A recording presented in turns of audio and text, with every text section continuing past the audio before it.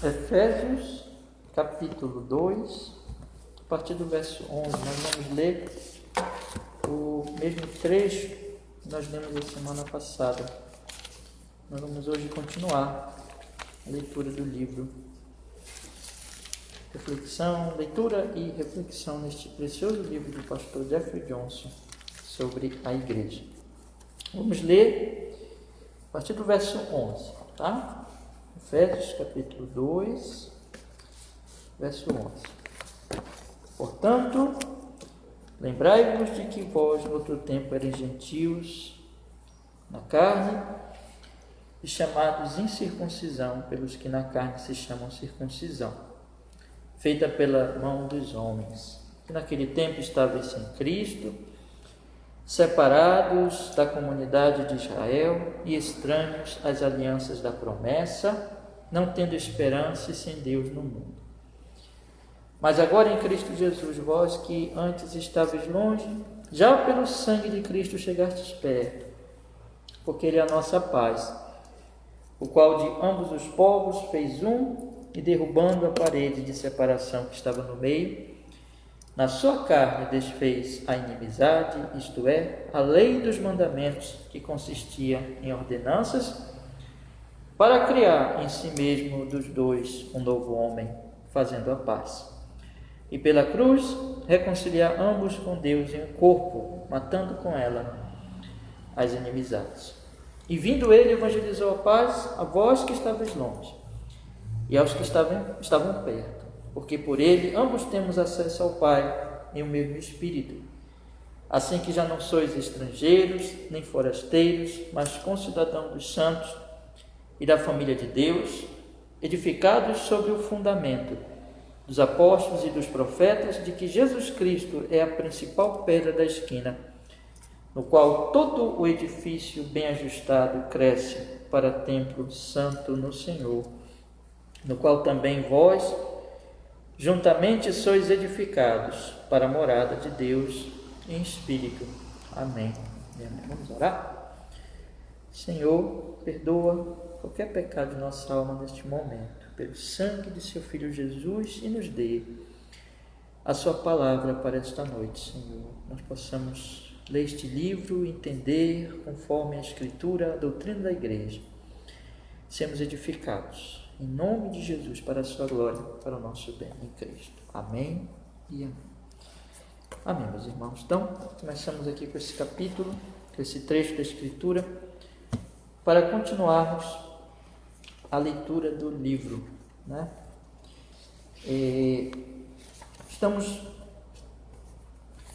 Já lemos a introdução do livro, já entramos na parte número 1. Aliás, nós lemos o prefácio, lemos a introdução, entramos na parte número 1, que é sobre a natureza da igreja, o que a igreja é. E no capítulo 1, as marcas da igreja. As marcas da igreja. Nós lemos até a parte que o pastor vai falar sobre a igreja visível de Cristo Jesus.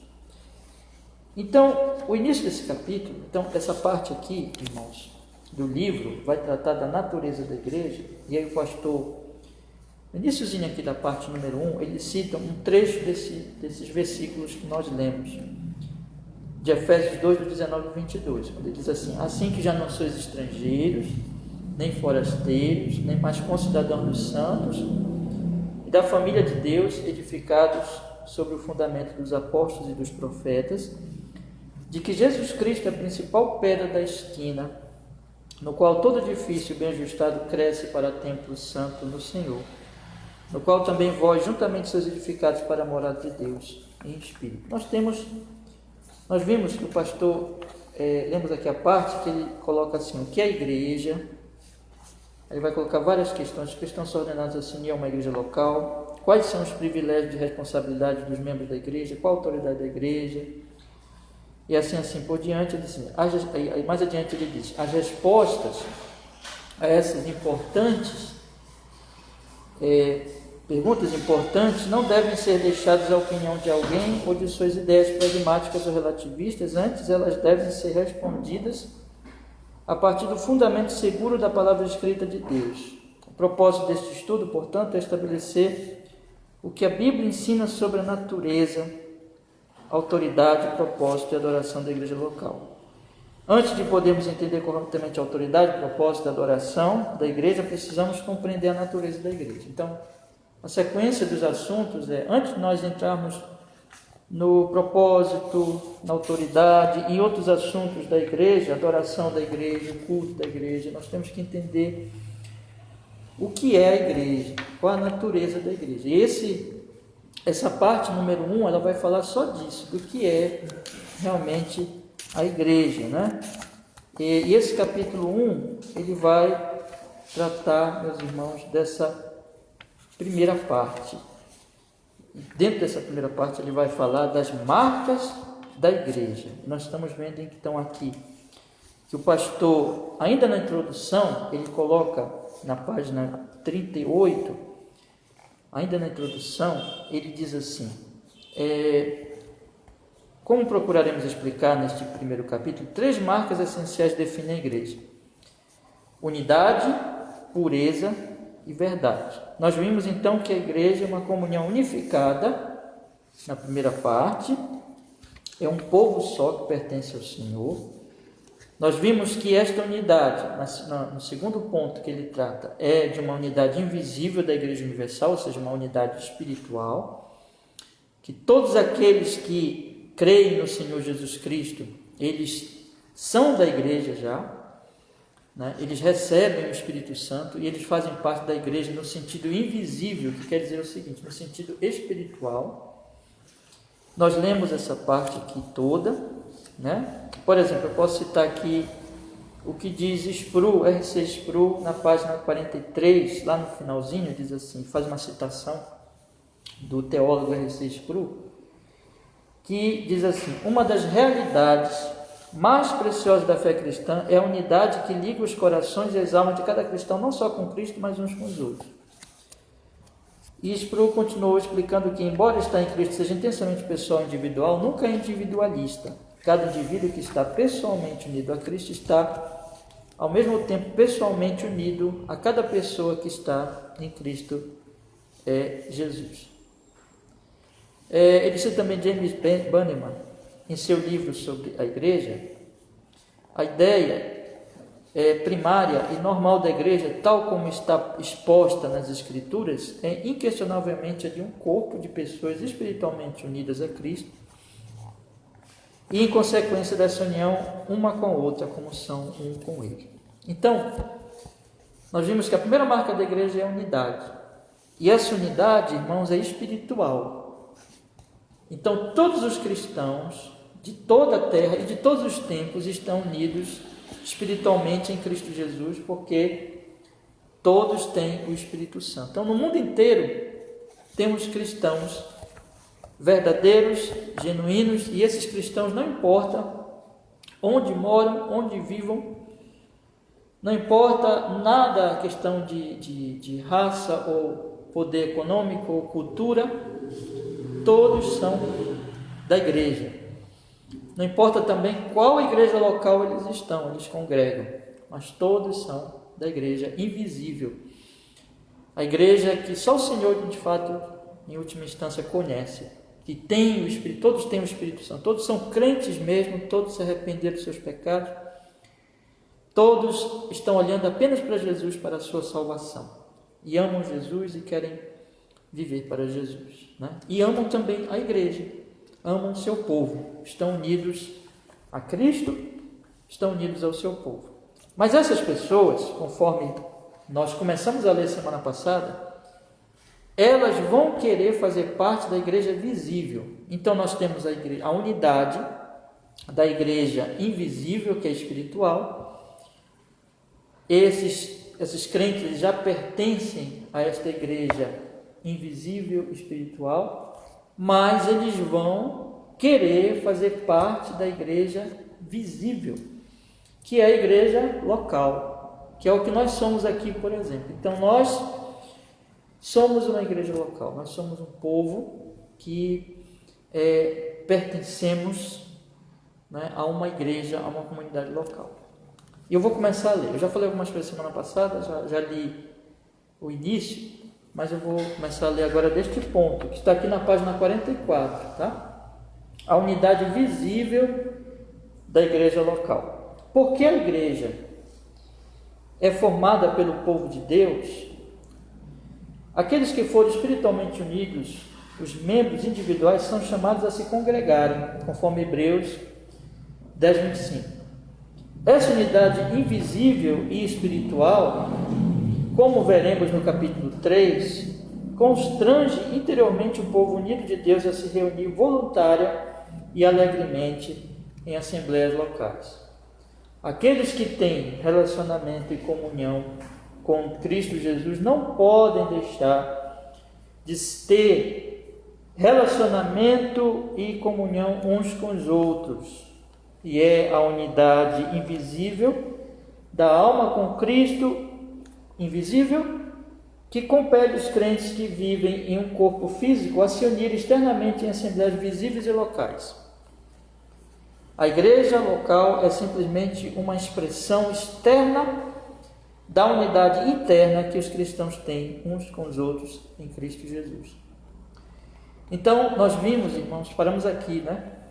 Eu acho que eu li também um pouquinho mais aí, no próximo parágrafo, mas nós paramos mais ou menos aqui, e eu disse para vocês assim, olha, então, aqueles que são da igreja invisível, invisível quer dizer, no sentido espiritual, né? Estão ligados a Cristo, eles são compelidos pelo Espírito Santo a se unirem a uma igreja visível, uma igreja local, não é? E então, eu disse semana passada que os que já são de Cristo, já pertencem à igreja, antes de fazerem parte de uma igreja visível, de uma igreja local. Por algumas circunstâncias, eles podem até mesmo não fazer parte por um bom tempo de uma igreja local, por algumas circunstâncias que podem acontecer nas suas vidas. Mas eles já pertencem à igreja invisível, mas eles serão levados, serão constrangidos a buscarem, a procurarem uma igreja local, né?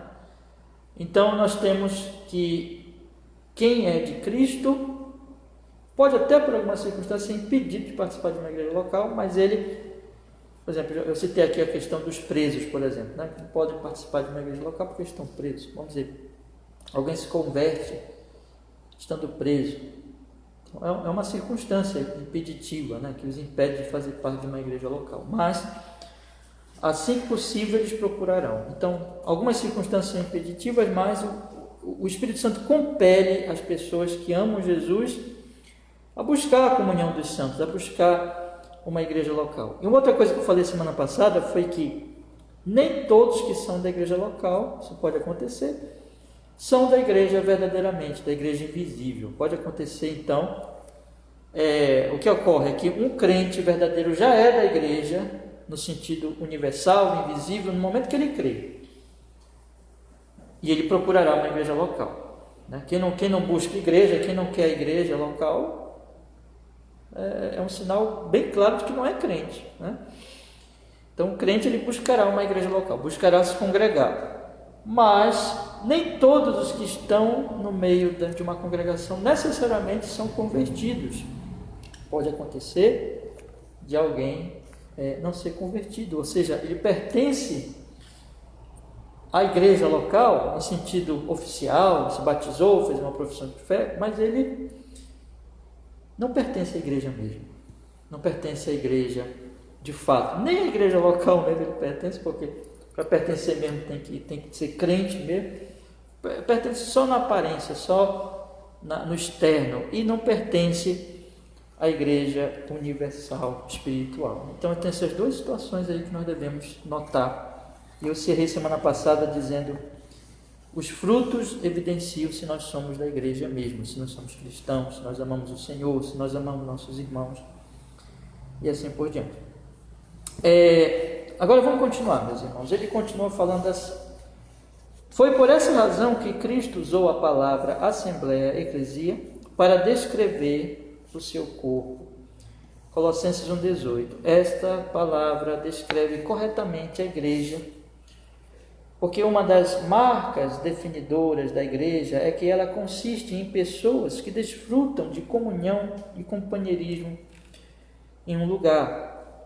Todo aquele que Deus acrescentou à igreja, por exemplo, continuarão a se reunir enquanto perseveraram na doutrina dos apóstolos e na comunhão, no partir do pão e nas orações. Por essa razão, o puritano inglês Benjamin Kitt afirmou o seguinte: uma igreja é uma congregação de cristãos piedosos que, como uma assembleia definida, fazem por mútuo acordo e consentimento a entrega de si mesmos ao Senhor e uns aos outros, de acordo com a vontade de Deus, e ordinariamente se reúnem em um lugar determinado. Os santos, continua agora o pastor Jeffrey Johnson, os santos se congregam não só porque Deus uniu seus corações, mas porque Ele projetou os cristãos para serem interdependentes. Isto é, eles se congregam porque não podem funcionar corretamente um sem o outro. Deus tem propositalmente dotado os cristãos de formas diferentes para que eles precisem uns dos outros para a sua maturidade espiritual. Embora cada membro do corpo de Cristo receba a sua vida e alimento do cabeça, eles são designados individualmente para contribuir para o crescimento espiritual de todo o corpo. Como o apóstolo Paulo explica, do qual todo o corpo, bem ajustado e ligado, pelo auxílio de todas as juntas, segundo a justa operação de cada parte, faz o aumento do corpo para a sua edificação em amor. Consequentemente, a igreja, como um corpo unificado, é projetado para crescer, mas somente em sincronia com o crescimento de suas partes individuais, enquanto elas operam juntamente. Em outras palavras, Deus projetou a igreja de tal forma que cada membro do corpo é codependente. Como as partes internas de um relógio, cada membro é necessário para que a igreja funcione adequadamente. Cada membro do corpo de Cristo é necessário para o crescimento mútuo e edificação do todo. Assim como o olho não pode dizer à mão: não tenho necessidade de ti, 1 Coríntios 12, 21, os cristãos não podem dizer que não têm necessidade uns dos outros. Agir isoladamente é como se o pé se separasse do resto do corpo e pensasse que pode saltar para o céu por si mesmo, por si só. Então vamos explicar algumas coisas aqui importantes, irmãos, que o pastor destaca nesses parágrafos que nós lemos. Primeiro, a igreja é uma eclesia, uma assembleia, porque ela é uma comunhão de pessoas que então se amam, e como Benjamin Kitt aqui que ele cita, fazem por mútuo acordo e consentimento essa assembleia, a entrega de si ao Senhor e uns aos outros. Então é algo voluntário. A partir do momento que nós amamos ao Senhor, nós amamos o seu povo, e nós nos entregamos ao Senhor e nos entregamos ao seu povo.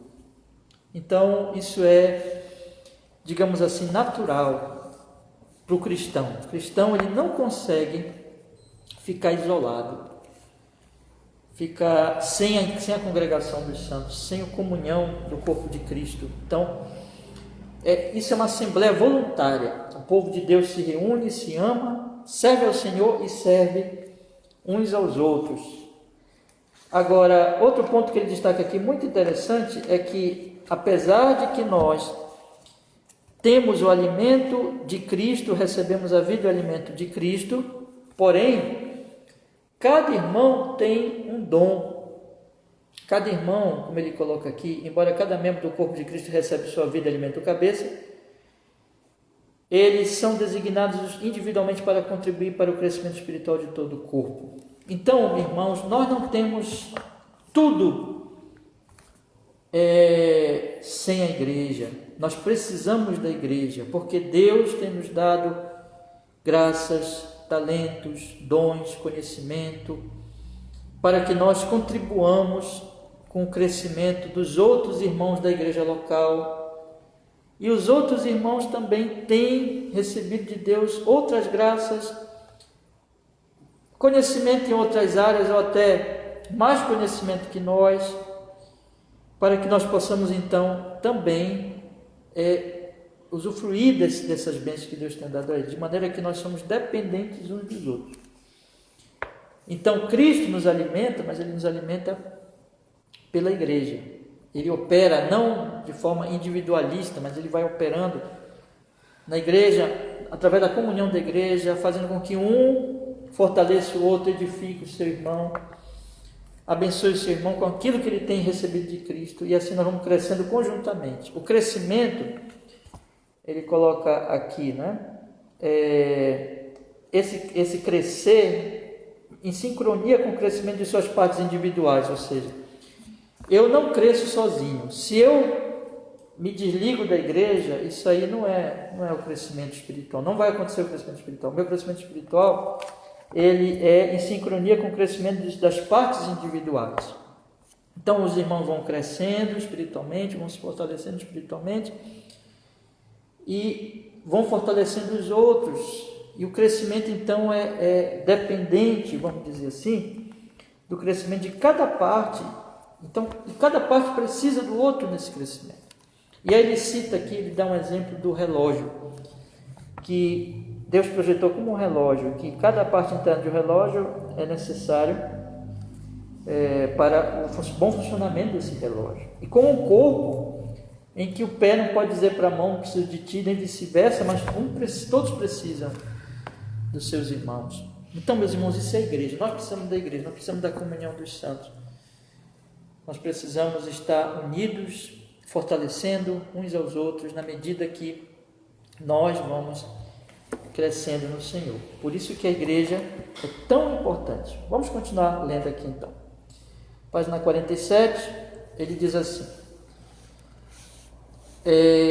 os membros se reúnem em assembleias locais para que possam trabalhar, desenvolver amizade e ter comunhão uns com os outros. Por esta razão, a igreja não é santos individuais desconectados. A igreja é a comunhão dos santos. Essa expressão é lindíssima, comunhão dos santos. Como João Calvino observou, a comunhão dos santos expressa o que a igreja é. É como se alguém dissesse que os santos estão reunidos na sociedade de Cristo, com base no princípio de que qualquer benefício que Deus lhes confira, eles devem, por sua vez, compartilhar uns com os outros. Da mesma forma, o puritano William Dell resumiu a natureza da igreja com essas palavras. A igreja é a comunhão dos santos, que é a comunhão que os crentes têm uns com os outros, não nas coisas do mundo ou nas coisas do homem, mas nas coisas de Deus. Porque assim como os crentes têm a sua união no Filho e no Pai, assim também eles têm a sua comunhão, e a comunhão que eles têm uns com os outros em Deus não pode estar nas suas próprias coisas, mas nas coisas dele, como sua luz, vida, justiça, sabedoria, verdade, amor, poder, paz, alegria. Essa é a verdadeira comunhão dos santos, e essa comunhão dos santos é a verdadeira igreja de Deus. Isso é a igreja de Deus, irmãos. Então vejam, isso inclusive é uma das demonstrações de que nós somos realmente de Jesus. Quando nós amamos Jesus, quando nós amamos o seu povo, e quando nós crescemos junto com o seu povo, e na medida que nós vamos crescendo, nós levamos o crescimento ao povo de Deus. Como ele cita aqui João Calvino, que diz, né? A comunhão dos santos expressa o que a igreja é. É como se alguém dissesse que os santos estão reunidos na sociedade de Cristo, com base no princípio de que qualquer benefício que Deus lhes confira, eles devem, por sua vez, compartilhar uns com os outros. Então, o que Deus me dá, eu vou partilhar com a igreja, e assim eu vou edificar a igreja. Então veja que nunca é individualista, né? Mas é comunhão. E da mesma forma, o que os outros irmãos recebem, eles vão partilhar com a igreja e comigo, que sou da igreja. Então, eu vou crescendo, eu vou ajudando eles a crescer, e eles também vão crescendo, e eles vão me ajudando a crescer. E isso, irmãos, como ele cita aqui, William Dale, ele diz que essa comunhão é a comunhão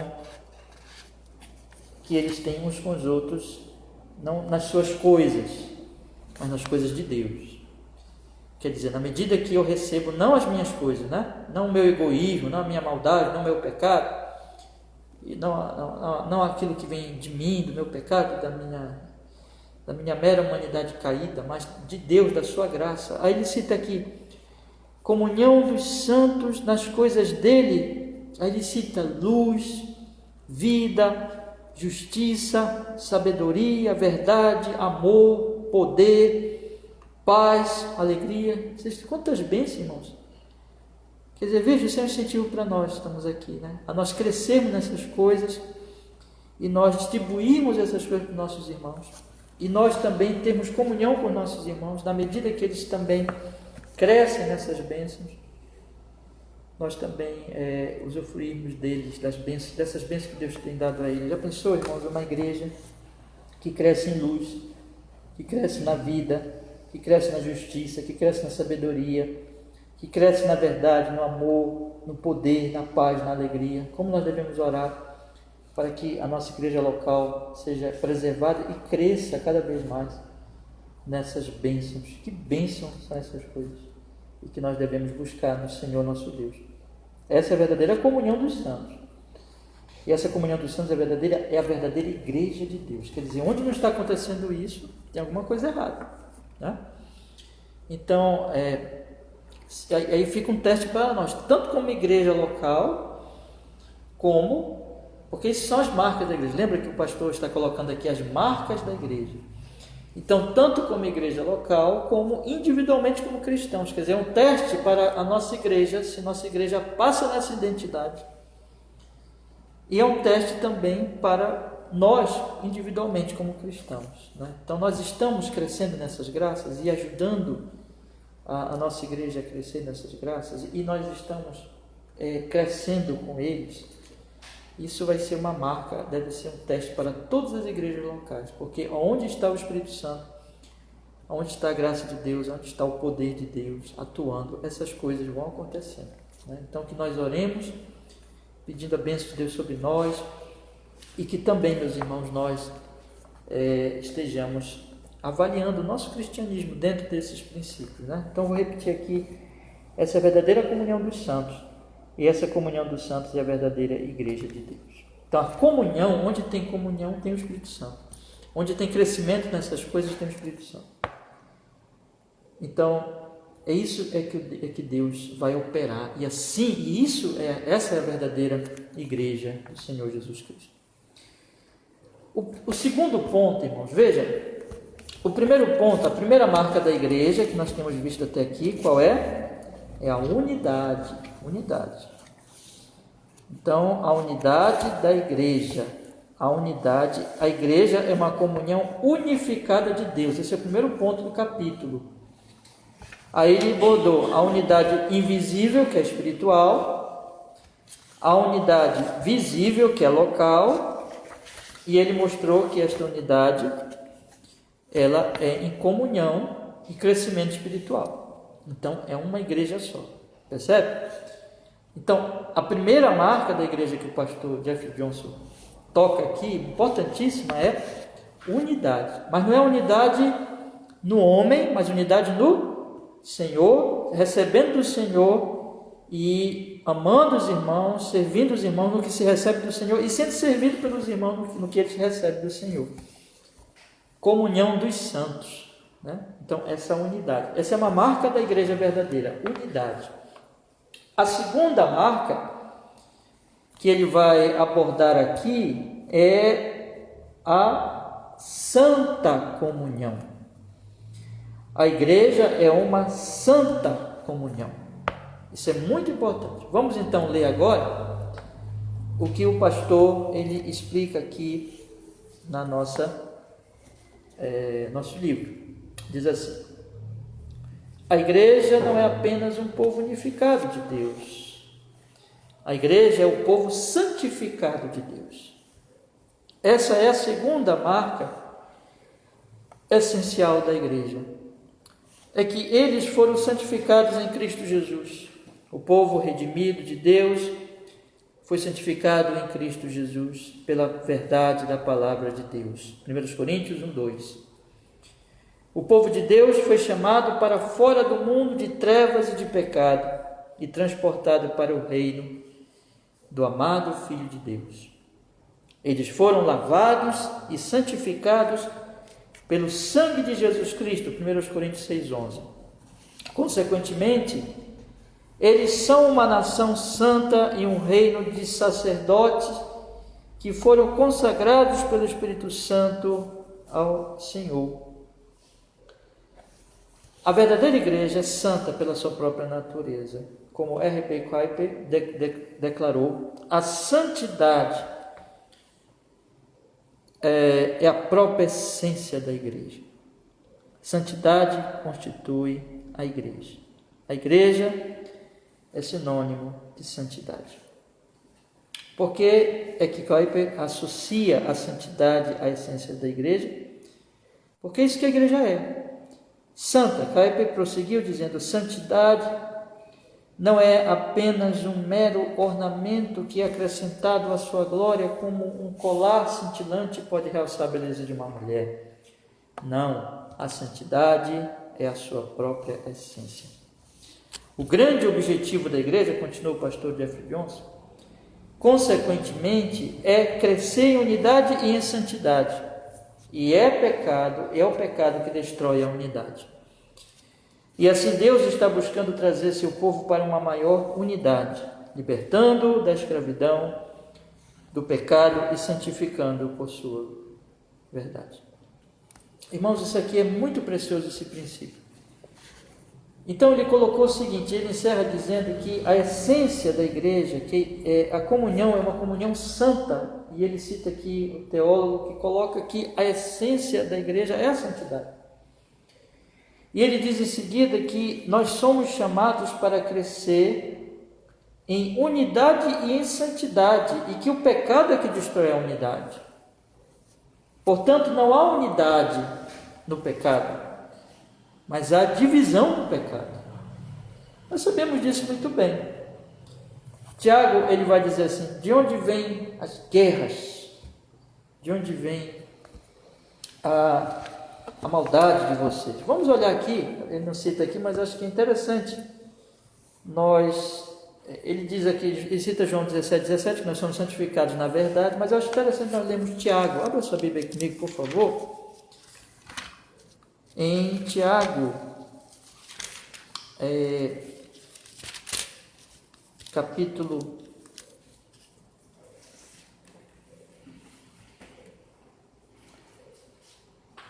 4. Tiago, capítulo 4, verso 1.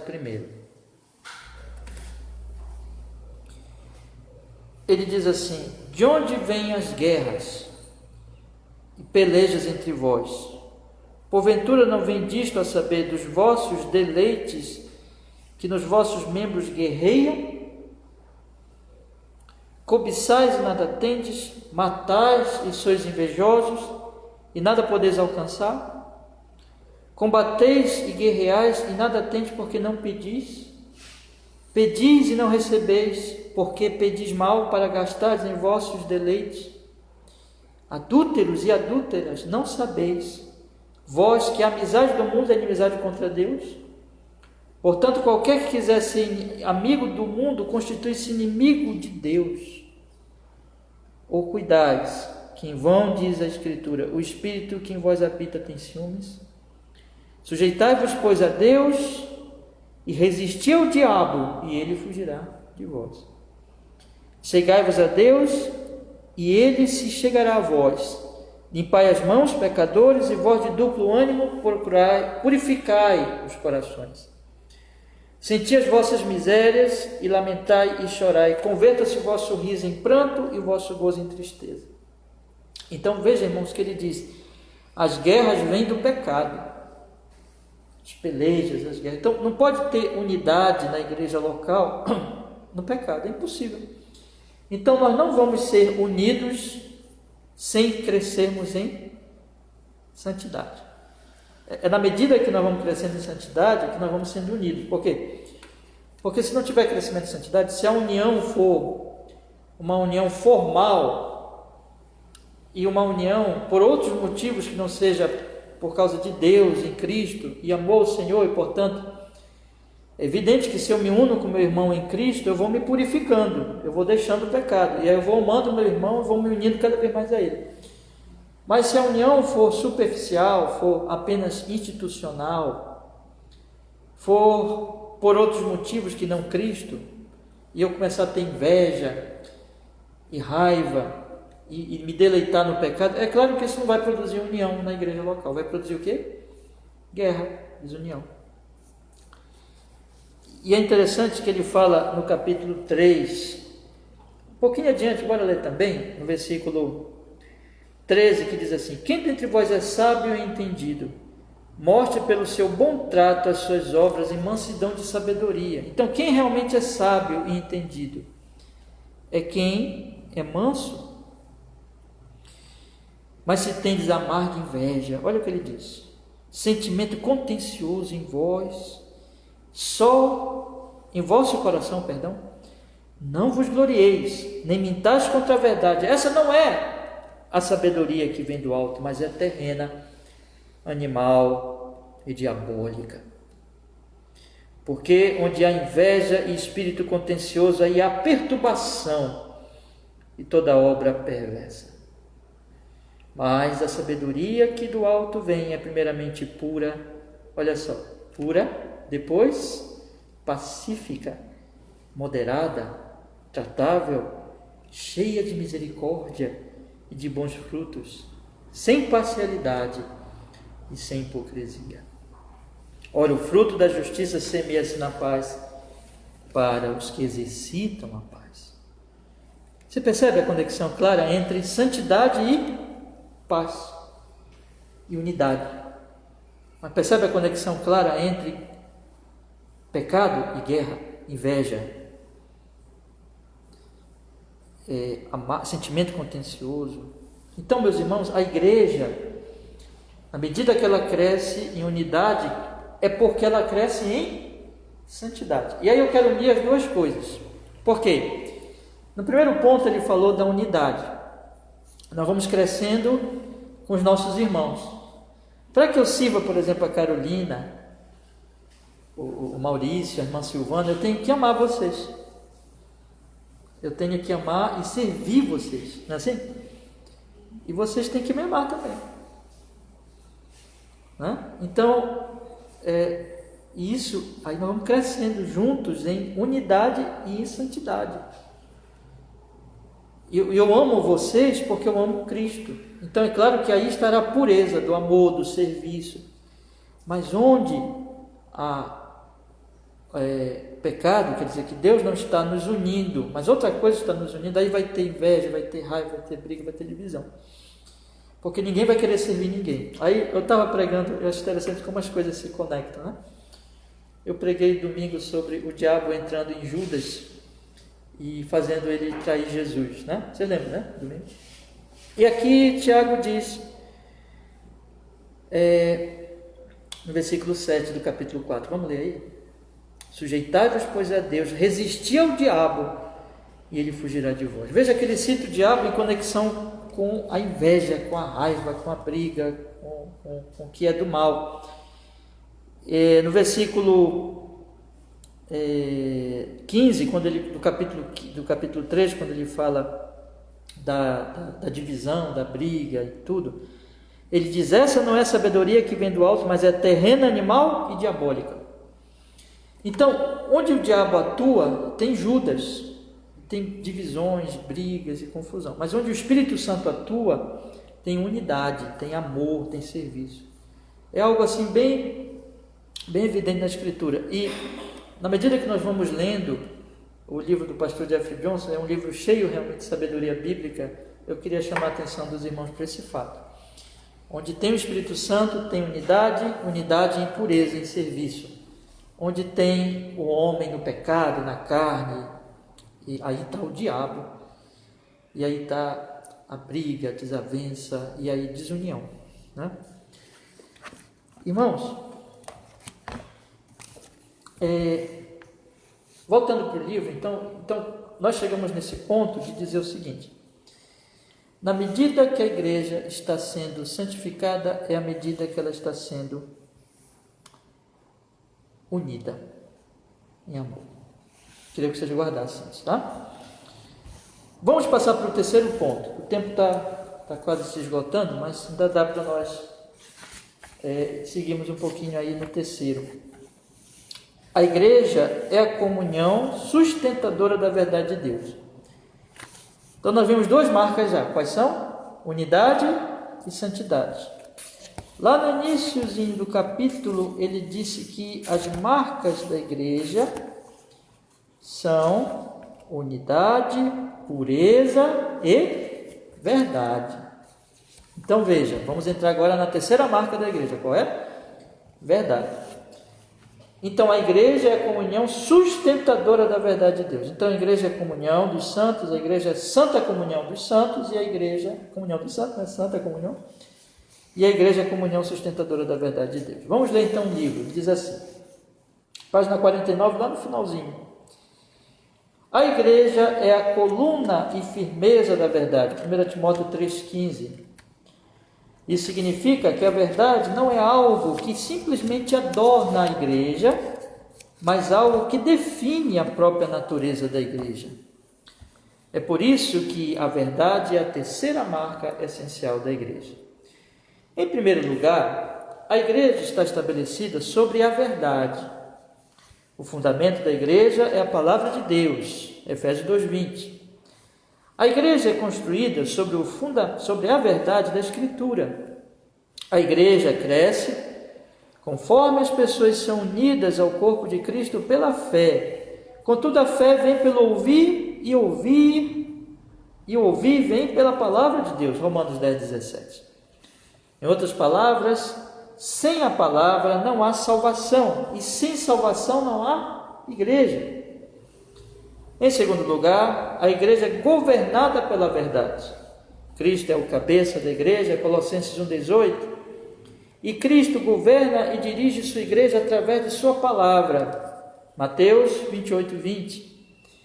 Sem a Bíblia, a igreja seria deixada às suas próprias estratégias pragmáticas, enquanto perambulava na escuridão até a sua própria morte. Felizmente, a igreja tem tudo o que precisa nas Escrituras para conhecer e realizar os seus propósitos. 2 Timóteo 3, 16 e 17. Em terceiro lugar, a igreja é santificada pela verdade. João 17, 17.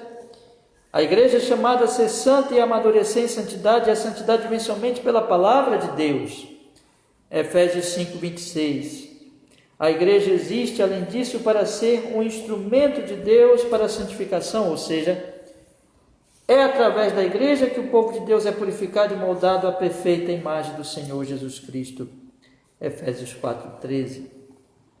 Em quarto lugar, a igreja é a guardiã da verdade. A própria coisa que estabelece a unidade e a pureza dos santos tem sido confiado à igreja.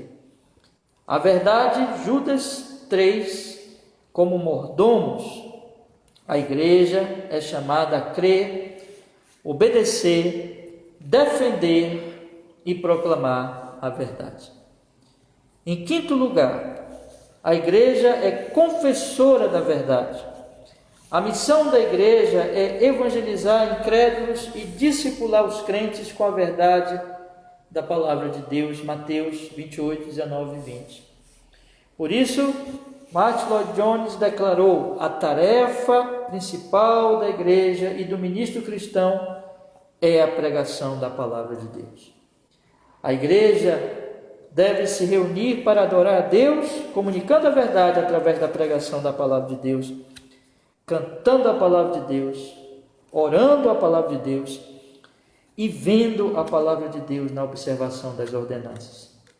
Através desses métodos divinamente prescritos, a igreja realiza o seu propósito de ser o que Deus designou que ela fosse, a coluna e firmeza da verdade.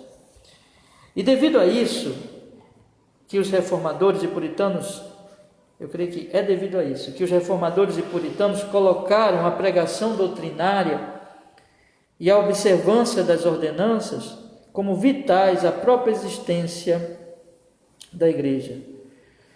Como o artigo 7 da Confissão de Augsburgo afirma, a igreja é a congregação dos santos, na qual o evangelho é corretamente administrado. Da mesma forma, João Calvino disse, onde quer que vejamos a palavra de Deus puramente pregada e ouvida e os sacramentos administrados de acordo com a instituição de Cristo, ali não há que se duvidar, existe uma igreja de Deus. A igreja vive pela verdade. Sem a verdade, a igreja deixa de existir. Em uma era pós-moderna, onde cultura é modada pelo relativismo, subjetividade e pragmatismo, a igreja é a única luz que resplandece a verdade em meio às trevas. Por realizar esse objetivo, Deus deu à igreja pastores e mestres, para realizar este objetivo, melhor dizendo, Deus deu à igreja pastores e mestres para supervisionar o trabalho do ministério, Efésios 4, 8 a 16. Consequentemente, a igreja local não está destituída de uma estrutura formal, membresia, liderança e disciplina. Pelo contrário, como veremos no capítulo 5, Cristo prescreveu uma certa forma de organização e liderança de sua igreja. Deus tem chamado as igrejas locais para serem conduzidas por seus líderes ordenados, Atos 20 e 28. Quando Paulo se dirigiu à igreja de Filipos, por exemplo, ele saudou não somente a todos os santos em Cristo Jesus que estão em Filipos, mas também seus bispos e diáconos, Filipenses 1, 1. A igreja tem o poder de ordenar seus pastores e diáconos, assim como o poder de exercer disciplina prescrita, Mateus 18, 15 e 20, sem a organização, liderança e disciplina prescrita a ela, uma igreja não está em submissão a seu cabeça, Jesus Cristo. Amém. Excelente. Eu quis ler tudinho, sem comentar, porque semana que vem a gente vai comentar esses pontos, tá bom? Então, guardem aí, que semana que vem nós vamos comentar do ponto a igreja sustentadora da verdade de Deus. E aí, meus irmãos, nós vamos depois fazer a conclusão desse capítulo. Mas guardem aí, quais são as 3 marcas da igreja? A unidade, santidade e verdade. Na semana que vem a gente fala da verdade, tá bom? Vamos orar, gente? Pedir que Deus nos abençoe. Senhor nosso Deus, muito obrigado. Nós podemos, nesta noite, ler este livro tão precioso, tão rico, tão edificante, Senhor. A nossa oração é que, Senhor, perdoe as nossas falhas, nos conceda, só o Espírito Santo pode operar essas bênçãos em nós, nos conceda cada vez mais graça, para nós podermos nos unir, amar nossos irmãos, servir uns aos outros. E o Teu nome santíssimo seja cada vez mais glorificado na nossa vida, e por nossa vida, e por nossa igreja aqui, e por todas as igrejas na terra. Em nome de Jesus nós oramos, Senhor. Louvado seja o Senhor cada vez mais, que as nossas igrejas estejam cheias dessas marcas da unidade, da pureza e da verdade. Em nome de Jesus, em Cristo. Amém.